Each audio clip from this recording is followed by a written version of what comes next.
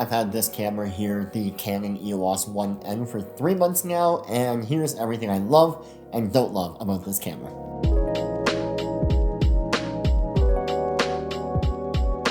If you guys haven't watched my unboxing where I explain everything about this camera, then definitely go watch that up here. But this camera is a 35mm film camera made by Canon in the early 2000s. It was the second last pro-level film camera that Canon made before switching to digital, and the only one technically that's better than the EOS-1n is the EOS-1V. But the biggest difference is that the 1V, even on today's market, is around $1,000 on eBay, whereas I got this Canon EOS-1n for only $200 with a lens. And in that previous video, I explained how much I was stoked to shoot with this camera, and after even the first roll, how much I was blown away with the images, with the functionality, and the usability of this camera. So let's start with the positives, everything I love about the EOS-1n. The first one, pretty obvious, is the pictures. I love the images that this camera produces. They are super high quality. The dynamic range is there, the way it processes colors. I really overall enjoy the images that this camera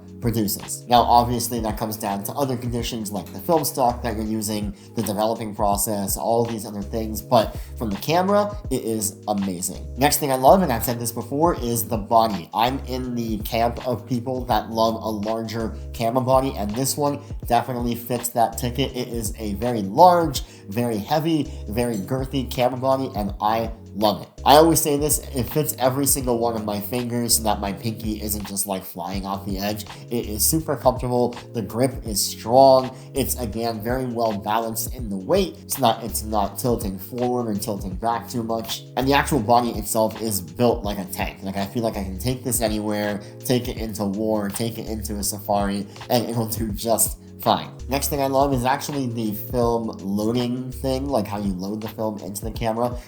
I think it's super easy. I can probably load a roll of film in this camera in like less than 4 seconds if I had to. It's so easy. It's basically automatic, and then you're off to the races. Third thing I love, and this is a edition online specifically that actually came with the camera when I ordered it from Japan off of eBay, and it is the battery grip. This battery grip down here on the lower part holds 4 AA batteries, and these things actually last quite a while. I would go the rechargeable route and make sure that I always have batteries that I can recharge and put into the camera at any time, but it even adds to that extra girthiness and height of the camera, which for me it's everything. Next up is the viewfinder. I wouldn't say the viewfinder is like amazing, but it is really good. Even in the sunniest of conditions, it is totally fine. I can see the image very clearly through the eye hole of the viewfinder. It's pretty high quality. You can definitely see the light meter and the focus points and all your different photo settings, and it's an all-around good viewfinder.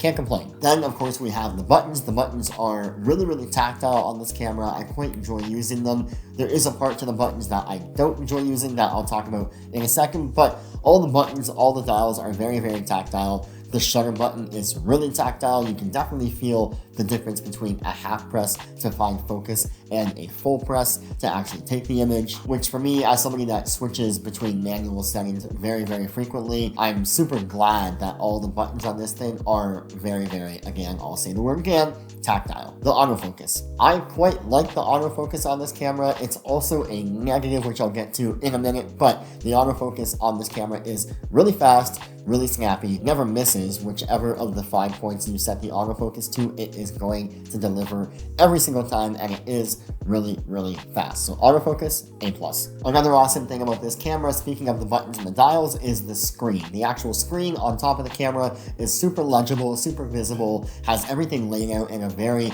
logical manner, and it's fantastic. It's large, it's very easy to understand what settings or what I'm looking at, and that is crucial on a camera where you have to change every single setting to make sure you get the perfect shot. And then last but not least, this is something on the camera that on most cameras it tends to break pretty quickly, but on this camera it's not broken, and that is the hot shoe mount. My hot shoe mount works perfectly fine with the Canon flash that I bought for it after the fact for like $40. It works pretty well. I mean, pretty well. It either works or it doesn't, and on my camera, it does work, so that is a plus. Okay, let's talk about things that I don't like about this camera. Okay, the first thing randomly on this camera, one of the settings that you change all the time as a photographer photographer is your shutter speed, and yet on this camera, it takes one extra step. To change the aperture, you just turn this top dial here and it changes from 4, 4.5, 5, 5.6, whatever. And then to turn the shutter speed, you would think that it's another dial, but no, you actually have to press this plus minus button. Everything else on the screen goes away except for the shutter speed and the aperture,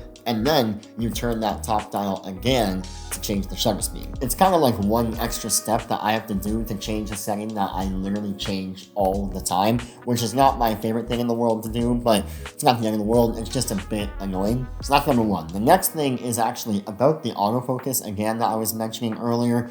This autofocus is really fast, it is tack sharp, but you are limited to one of 5 autofocus points that are all along the same horizontal plane. Well, horizontal if you shoot horizontally, vertically if you shoot vertically. Basically, by default, the focus is dead center in the frame, which makes sense, and then you can change it by pressing this button back here, and then using that same scroll wheel on the top to either go right, another right, or left, another left, change the focus point along that same horizontal plane. That doesn't really give you a ton of options to place subjects in like a lower third or a upper third off to the right or left, because then you have to focus first, then move your composition, and then shoot the photo. But honestly, I haven't run into that many scenarios where it's been that big of a deal. I just know for a fact on the 1V, the camera that came after this, you do have much more options when it comes to autofocus. Again, not that big of a deal. You get used to it by framing your subject to focus first and then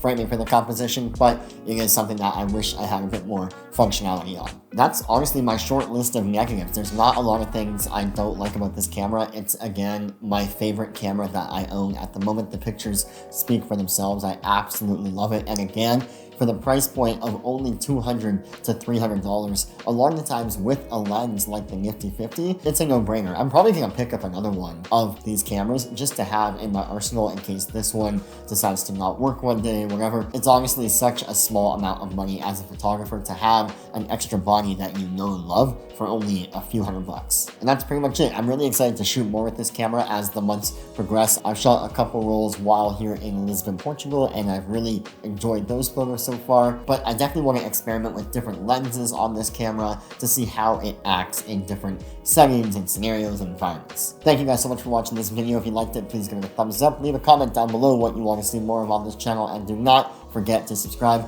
Until next time, I'll catch you guys in the next one. Peace.